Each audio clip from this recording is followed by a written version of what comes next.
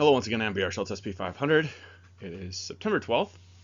This is part 36 of a long series through the end of the Great Depression window.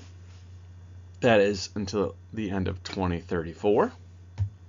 Today I want to show you the early sell-off that I see coming in 2026, in January 2026. So I've got a nice sequence of hits.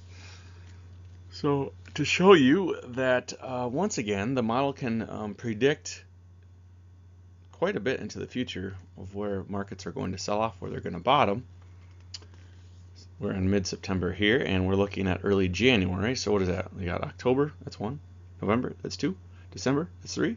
January, 4. So it's looking 4 months out right now. I mean, I can see further than that too. But again, to showcase the skills of the model, you can already see a low in early January. So we're looking for a peak at the end of maybe early January or end of December 2025. And you might be wondering, well, can the model also see a bottom for that? And so I want to look at that today. So thank you for joining me. All right, so my son, who goes by the nickname Nightcap after the video game Plants vs. Zombies, Nightcap the Mushroom, he wanted that to be his nickname. So Nightcap, can you tell us, read the slide for us, tell us what this slide is all about, and we'll work together and kind of coach you along. The September 17th peak and the line that goes through it is blue. Okay, so the blue line for the September 17th peak is roughly going to be the Fed date. So that's roughly where the Fed's going to have their interest rate announcement. So I expect that the whatever the Fed says, maybe you have some kind of positive news or something, but there's going to be some kind of sell-off. This is a little tricky sometimes because you can have a crash and also the markets still stay resilient, right? So it's a little tricky because it's just calling out volatility in some ways. So that one's a little tougher of a call. We've seen the market crash 100 points before and then climb right back up. But nonetheless, this does look like a peak. Nonetheless, the model is calling out some type of peak. So what's next, Mr. Nightcap?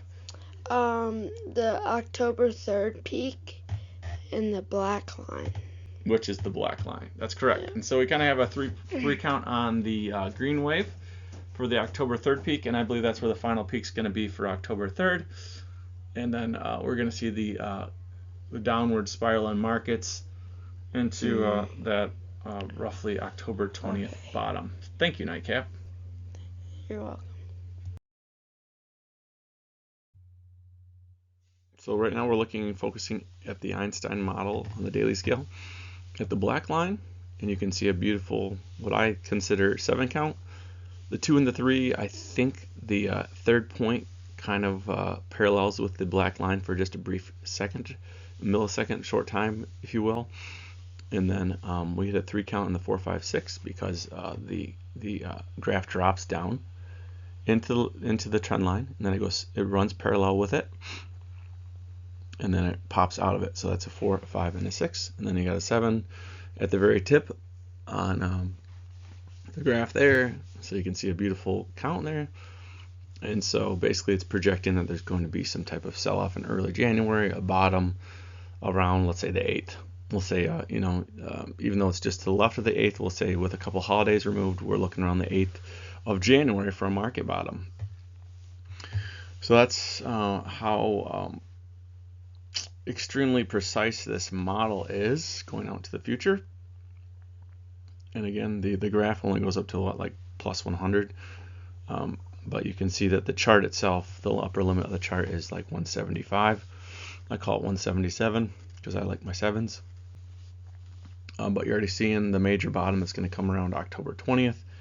And then there's going to be, I think, a more minor bottom around right after Thanksgiving, maybe very early December. And then you're going to see another bottom in the markets in early January, around January 8th. Thank you for joining me. I'm VR Schultz, SP500. If you love my work, feel free to donate on my GoFundMe. I'm trying to rack up some big bucks into late 2034, or you can go to my old videos, my very old videos.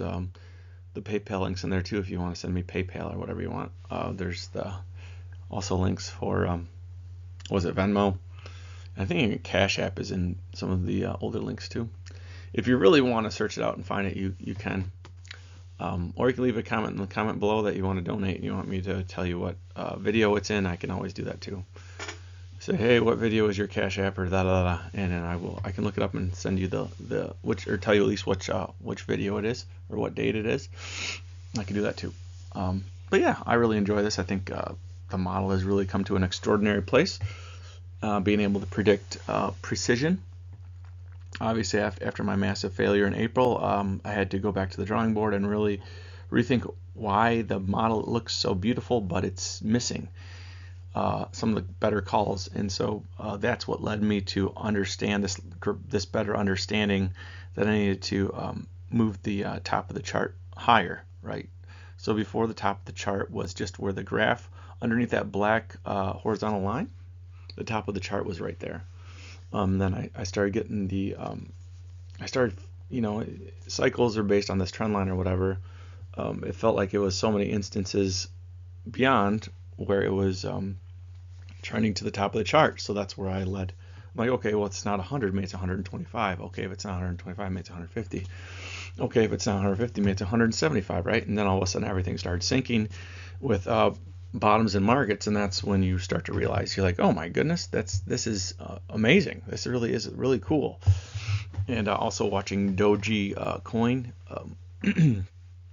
for a price target of about $2.60 into Christmas of 2027, which I believe there will be a major low in the interest rates around that time, and getting close to a major peak in the markets, the S&P 500 around Christmas of 2027 as well. So that's when I'm planning on to refinance my house or whatever around Christmas of 2027. I'm not a financial expert. I'm not a financial professional. I'm not licensed in any way, shape, or form. Please speak with a licensed financial professional before investing, before refinancing, before doing anything financially with your money. Speak with someone who actually knows about money. I only know about my charts. And my charts are prone to error, as is my brain. So don't take only my word for it. Make sure you speak with someone who's gifted with the professional aspect. I can't provide any type of professional advice. So disclaimer, disclaimer, disclaimer. And hopefully you're enjoying my work. And I'm kind of looking forward to October 3rd's peak. So see if we can get a 5 to 7% crash off of that. And then I think we'll start a new 5-wave count up into either the end of December, or it could be even possibly into the CPI read in February. We could have 5 waves up from I don't know. We could have 5 waves up from the late October low into the CPI of February 2026, and then we'll have a crash, I believe. That'd be my guesstimate here, but you can see that by the 7 count, we've already made a 1 up and then 2 down and then 3 up. So we're in wave 3 of this model, if you want to understand how to do that. We're in wave 3 up right now, and then maybe after the Fed date, maybe we sell off pretty hard to get the model to spike down. That would be like a 4 down, and then October 3rd would be a 5 up, so that would be your 5th wave up into October 3rd's peak. And then you'd have the market exhaustion, the reset of the model into the October 20th low. That's why you could have the major sell-off at that point, because you've made your 5 waves and then you have an exhaustion wave. I'm not an Elliot Wave technician. It has nothing to do with Elliot Wave. It's my own work as far as the 5 waves and exhaustion wave. So some of you that think, well, this is Elliot Wave. No, this is not Elliot Wave. Obviously, I've created my own work, my own structure.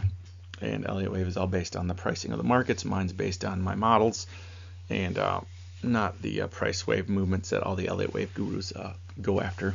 So I am not an Elliot Wave technician or anything like that at all. I swear off to Elliot Wave. I don't think it isn't good for too much. But I think the 5 wave aspect of markets is a valid argument, maybe not in terms of pricing. I think the Elliot Wave theory tries to apply it to pricing, but I think it works better in some type of momentum setting or some type of velocity setting of price, but I don't think that the Elliott Wave theory is properly being used when applied to pricing of data. I think you have to put it in something of this type of structure that you're seeing on your model, or you're seeing in my model right now. I think that would be a better use of a type of theory, I guess. I'm not going to call it Elliott Wave Theory because it's not Elliott Wave Theory, but I would say that B.R. Schultz SP500 theory of 5 waves in the Einstein model is much more effective than I would, at least in my opinion, it's more effective. It's at least more pronounced in my models. I think that in pricing, I think there's always 1,000 different ways to look at pricing, and so people try to stretch for things that aren't there in pricing. Where in my model, I think it's gotten to the point now where it very standard 1, 2, 3, 4, 5, right, and then a collapse. So is it always 5 and then a collapse? Can it wash with a couple down moves in the model too to get like a 5 wave down, a 3 wave down? Sure, it certainly could. But what's interesting about the model is it always seems to tend to go back to some type of a 5 wave structure and then an exhaustion. Kind of what you're seeing around in the model around early December of 2024. Then you see that big sweeping wave down. Then you see a 5 wave move up into late February 2025, and then you see a sweeping wave down. It kind of does that signature down and then shoots it, angles it down, right? Angles it off to the side. That I don't even know what you want to call that. It's kind of like a clock. What is that? What time would that be? That'd be like 5 o'clock. It'd be like a 5 o'clock kind of structure. You have the long arm going up to the straight up, and then you have like the short arm of the clock going down at a 5 o'clock type angle. So you see that again in March. So that's kind of like the exhaustion was into late March.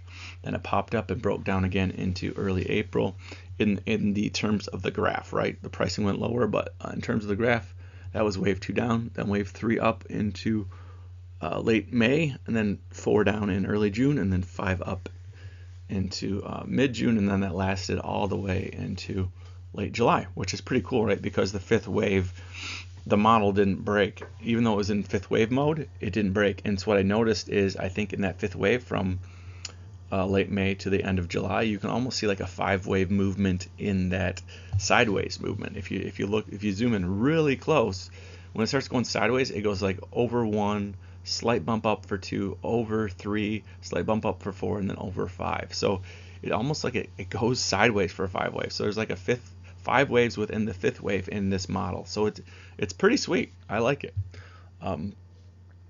But as far as understanding how long that can last, that's another trick, right? You kind of need the decoder ring to understand where the peak's going to be.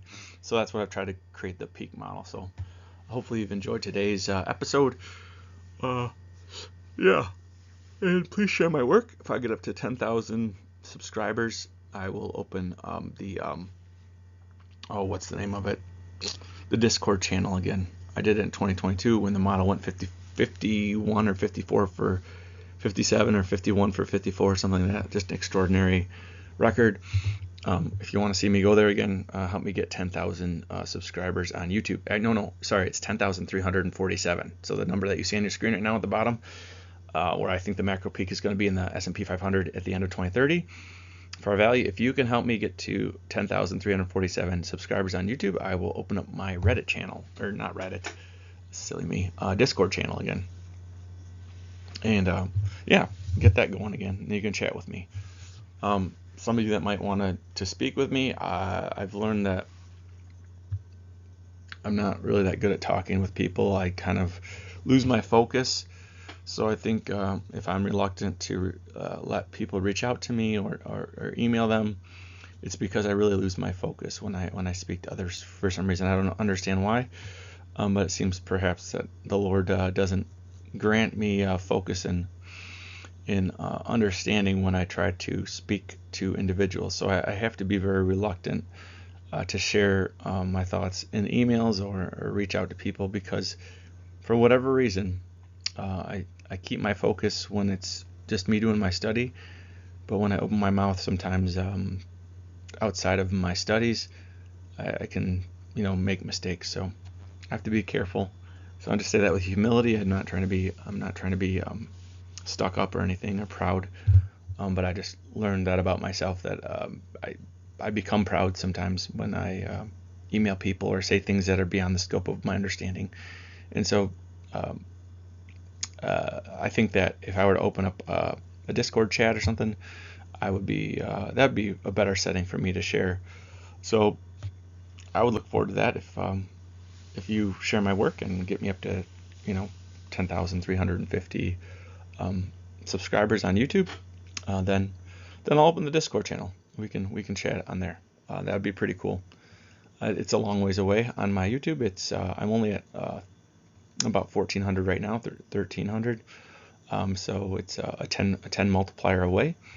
But if you really want to see me get there, help me get there, and then I will open up such a venue to speak with me or whatever you want to do.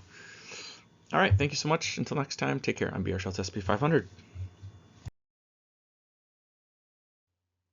Again, this is just a snippet of the GoFundMe page. I didn't want you to forget that, so thank you. And please bookmark it, whatever, and watch it over the next decade or into late 2034. Thank you so much.